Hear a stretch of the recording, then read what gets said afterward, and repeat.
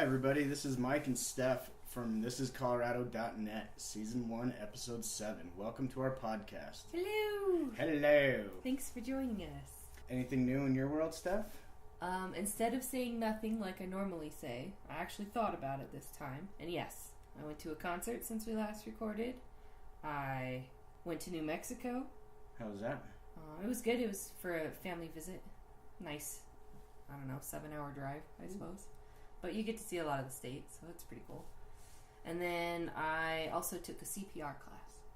Awesome. Good for you. Good stuff to know. What about you? What's up with Mike? I recently had a third brain surgery to remove a tumor and my annual golf tournament. So that's about it. So you had the rescheduled tournament from when it was postponed from the weather. Yep. How was your turnout? Not as good as I would have expected, but I understand because it was a reschedule. So yeah. About 53 people. That's still pretty good. That's impressive. Yeah, kind of bummed that 70 some odd people weren't there, but I'll take 50 when I get it. Right. Well, maybe next year. Maybe next year you won't get rained out.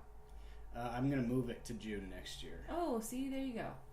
Problem solved. You're a problem solver. I like it. Woo! All right. So our feature for this episode is a little bit different than we've done before, and we have for you our very first interview. Elena the esthetician. Elena spoke with me a couple weeks ago before we recorded this, and I actually learned quite a bit from her.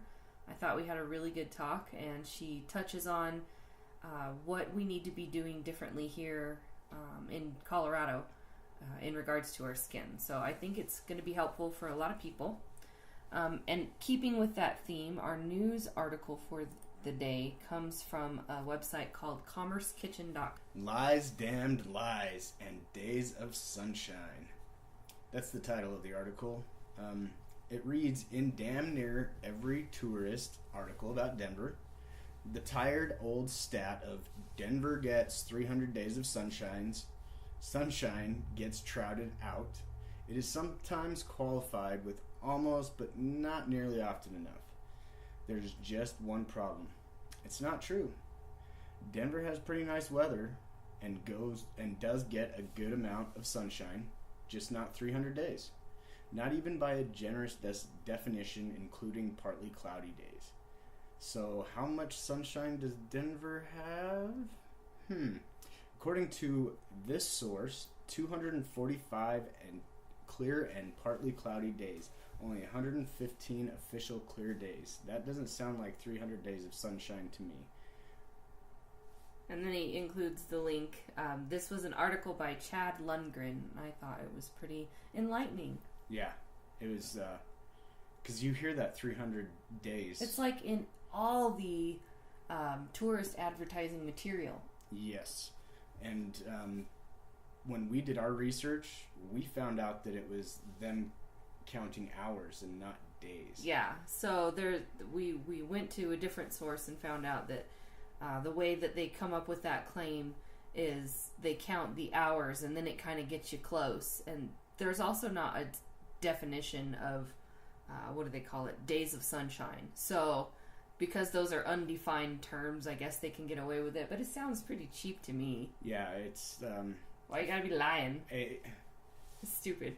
245 days is still plenty. That's still a lot of sunshine. So why lie about the fact to make yourself sound cooler? Yeah. I mean, you ain't gotta lie to kick it. All right, so that, anyway, made us think a little bit about what else Elena said in regards to taking care of your skin. She also mentions it's super dry here.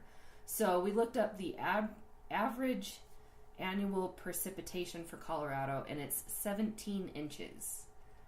Which can go either way. This year, I think it's been pretty dry, but last year we had a bunch of floods. Or was that the year before? Or maybe that was 5 years before. I don't know. There's floods all the time. God, I want to say it was like 2.5 years ago. Oh, that's right, because that golf course was just rebuilt and open. So. Yep. So, yeah, it's 17 inches average, but like that year, I think we got something like 26 inches. Yeah. And that's even low to me. Yeah, it's definitely a high plains desert. We looked at other locations that have between 16 and 18 inches of water. And the most close, I guess, to us are places like California, Arizona, Montana, and Wyoming. And a couple in Alaska. Yeah, so I just thought that was interesting. Anyway, so we live in a pretty dry climate, obviously. Now we have an interview for Elena, the esthetician. So why don't you go ahead and give it a listen. There's some very good information in there and good tips on skincare. And why it's important. So enjoy. Yep. Thanks for joining me today, Elena. Yes, thanks for having me. You bet. So Elena is an esthetician who's been practicing for a little while now. About a year. Okay. How did you first get interested in becoming a professional in skincare?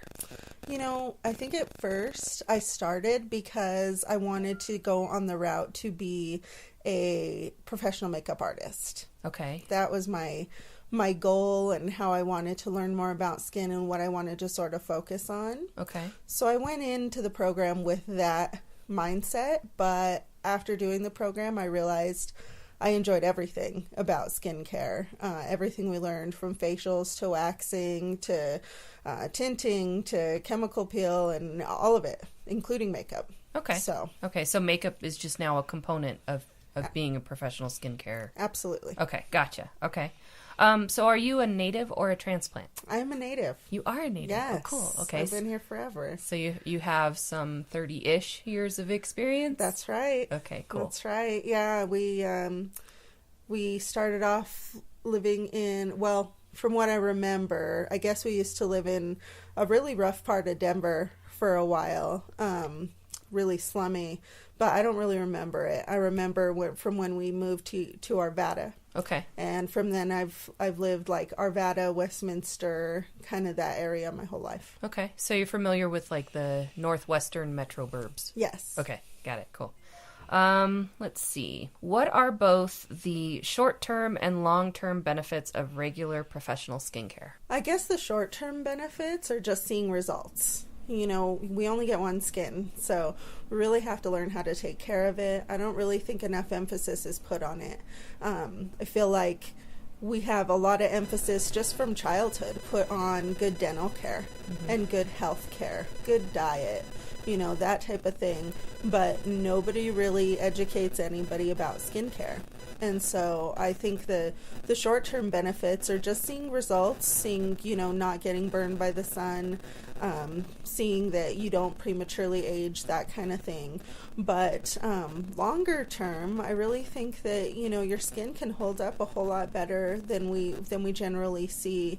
You know, we see our elderly with a lot of age spots, a lot of skin cancers, a lot of just effects of the sun that you can tell that, you know, it really wasn't instilled in the generation before us. And I see a lot of that just in my practice, that people are like, I know now and I protect myself from the sun, but when I was younger, you know. Right. And so I think that's the real disconnect. So short term, long term, it's just about getting the longevity out of your skin, just like you would your teeth or your body. So keeping younger or healthy looking skin longer. Exactly. Okay, cool. All right. Are there any altitude and climate specifics that affect our skin here in Colorado more than they would elsewhere? Absolutely. Okay. I get people coming to me that have lived in other climates that are like, it's just so dry here. My skin is so dry. I haven't been able to get it to acclimate. And so I do think living in a higher climate, the sun is a little bit harsher on us as Coloradans, and also it just makes your skin drier. So there's a lot of considerations. You know, I know that it's really easy to just, you know, go to the grocery store and buy something over the counter or buy what you see celebrities advertising on TV or whatever it might be, but there really is some merit to putting some, to really investing, you know, in your skin. And I'm not talking a fortune, but there's some really good products that are cosmeceutical grade that you can get that are really going to help you, especially here in Colorado. Okay. Let's see. What are the very minimum skincare practices that should be done here to keep skin healthy? Like, what should you absolutely be doing? Otherwise, you're going to look, you know, 90 when you're 40. Number one, protect your skin from the sun. Okay. That's number one. You know, whether you really use a good cleanser, use a good like skincare regimen every day, every night, is secondary to really protecting your skin from the sun. Okay. And I mean broad spectrum protection against UVA, UVB, UVC, against all of it. Okay. Is there a specific product that you would recommend for that? Absolutely. And, you know, really looking for the term broad spectrum is going to be your best bet. Okay. However, you know, I do have my favorites. I like, there's a product I like from Sanitas, which is actually a Colorado company. Okay. And it's called Solar Block. Okay. So it's completely broad spectrum. It does have an SPF, but it actually blocks the rays of the sun as well. Okay. So that's what I mean by broad spectrum. And then I sell Eminence in my spa, and Eminence has a really good product called a Vanilla Day Cream that actually has SPF in it. And that's another thing you can do. A lot of these products, they realize that, you know, we're busy. People are busy. They don't want a 15-step routine every morning and a 20-step routine every night. So they're combining products. There's a lot of moisturizers that have an SPF in it. There's a lot of BB creams or primers that offer a little bit of sheer coverage that also have an SPF in it and are also moisturizing.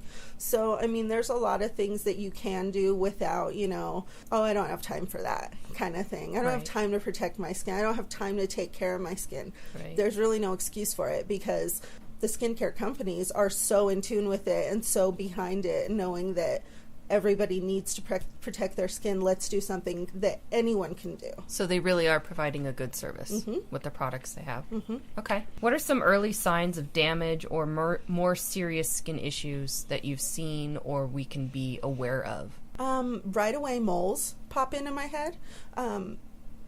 If you have a mole and you know you have a mole, you know, you've had it your whole life, that kind of thing, that's great. That's fine. Moles are just a skin irregularity, but they can give us some early flags. Okay. You know, you want to make sure you look for evolution of your mole, which means if it changes at all. Okay. If it changes in size, if it changes in color, if it starts having some hair growing out of it and it's never done that before. So you want to just look for changes in your skin that are very, you know, just looking at yourself in the mirror when you have no makeup on, you know, when your skin isn't sunburned, when it's at a normal state. Look at your skin, really examine your skin, and it could be on your face, it could be on your body, it doesn't matter. Okay. So that type of thing you want to look for. Sun damage is another really big thing. You know, sun damage is kind of like a scary word, but I mean more like, do you have spots where it's burned or it's tanned and now it's just a different color from the rest of your skin all the time? So a different pigment? Right. Whether it's lighter, which is hypopigmentation, or it's a darker spot, which is hyperpigmentation. Okay. So either way, those are some early signs of some damage to your skin. And everything's, I mean, it's treatable. Everything's treatable. Might not be reversible if you let it get too far, maybe to a melanoma or a carcel cell or anything that's more serious. That's dermatology. That's, you know, a little bit out of my range for right now. But if you catch it early, if you pay attention to your skin, you know, you can absolutely treat it early. Okay. Lines, you know, just fine lines. I see a lot of gals that were smokers before, or they constantly drink out of a straw. And they have a lot of telltale signs of that around their mouth, a lot of fine lines. People that don't use adequate skin protection, sometimes they get the crow's feet, the lines around the eyes, and when they smile. And, you know, a lot of things I can just see right off just talking to someone and seeing somebody smile that, you know, maybe they do have some residual damage. But those are things you can look for, and you know, don't fret about it, but it's definitely something that you can be aware of. So being proactive is better than reactive. Sure. Gotcha. When you go to your doctor, if you do have a dermatologist, if you have an esthetician, or you go to get a facial, just things you can bring up and maybe get some recommendations. Okay, cool. Let's see. What are all the services that you yourself provide? At the spa that I'm at right now, we provide head-to-toe waxing. So all waxing services, body waxing, facial waxing. We also do lash and brow tint, It's just a semi-permanent tinting of the lashes or the brows.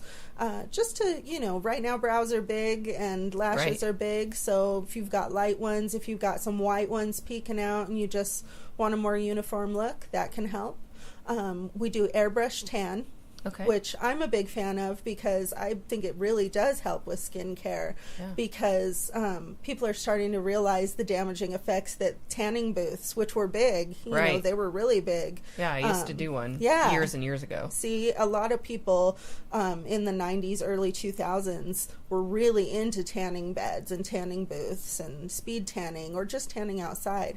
And the airbrush tan offers a really nice coat of color.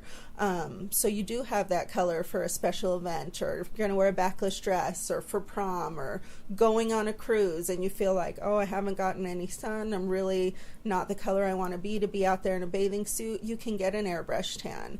And it is really just kind of a coat of color, and it fades away eventually, but it's a great alternative to going out there and being in the sun or being in a tanning booth. Yeah, that's so something we new offer to me. that. Mm-hmm. Okay, cool. So we offer that. Of course, we offer all facial services, which includes chemical peel, kind of a light resurfacing. I only do those in the fall and winter because it makes your skin a little bit more susceptible to the sun. Gotcha. So with us being here in Colorado, I really won't do them in the sunnier months. Sure, but chemical peel is a great service, especially if you've got some sun damage, if you want to work on your fine lines and wrinkles, if you've got some acne scarring. Lots of things it can be really good for. Of course, we do facials. We do mini facials or teen facials, which I'm pretty passionate about. I told you, we really don't touch on it with our kids as much as we should. I have an 11-year-old daughter, and I work on skincare with her. I do mini facials with her. I really want her to get into the practice of taking care of her skin, washing it morning and night, putting sunscreen on morning and night. So I work with the kids on a good skincare routine that's simple, that they can do. So yeah, I love to do teen facials. It's just a shortened version, not as much massage and fluff. Right, but a great way to get them introduced to the topic. Absolutely. And show them some products and, explain to them what I'm doing and why it's bad to pick at their face, and just kind of get them some education while I'm working on them. Yes, so start them on some good habits. Yeah, I love doing teen facials. Okay. So that's something I offer. Of course, we have some add-on services with the facials to focus on specific areas, eyes, hydration, lips, that kind of thing. I think, and of course at the spa we offer massage, but I don't do massage, but sure, of course that's offered at the spa as well. So I think that's about it. I think that covers everything that I offer. Really nice spa, really relaxing. I know, I've been there. Yeah. I'm a fan for sure. Okay. Well, how would you like our listeners to reach out to you, either to say thank you for the information you've provided today or to book some skincare services? You can always call the spa at Lakeshore. That is where I work, and they are fantastic. And I also like to mention that when you come in for any kind of a spa service, it could be something as easy as, an eyebrow tint or an eyebrow wax, or as elaborate as you want it to be, and you still get access to the spa for the entire day. So you can work out, you can use the jacuzzi, you can use the locker room, you can use the sauna. So that's a really great kind of perk that comes along with having a spa appointment. Sure. So the phone number at the spa at Lakeshore is 303-729-4300, and you just ask for the spa. Awesome. And then you can make an appointment, and I also have a Facebook page that's my own. It's not necessarily affiliated with the spa, but I post some updates and some things that I find interesting about skincare. And you can just search me on Facebook at Elena Esthetician. Okay. Well, thank you so much for sitting down with me and having a chat today. I appreciate it. Absolutely. And we'll have all the links in the show notes. All right. All right. Thanks. Just to recap what Elena said, use your full spectrum sunblock and protect your skin from the sun. Use a good moisturizer and wash your face in the morning and at night. Sounds good to me. I don't do that, but I'm going to start. There you go. Start taking care of your skin. Right? All right. This is Colorado.net, helping you create a day to remember. We are always interested in what you, the listeners, have to say. If you'd like to share your experiences, adventures, destinations, unique Colorado eats, or people causing positive change who are passionate about what they do, tell us more at thisiscolorado.net or leave us a message at 720-733-1231 and we might feature it on an upcoming episode. When you do what you've always done, you'll get what you always got. If you found value in this episode, do us a favor and tell a friend. Completing our listener survey is a great way to give us feedback. All of our links from this episode are in the show notes or at thisiscolorado.net. From one Coloradan to the next, this is Mike and Steph saying, keep it colorful, Colorado.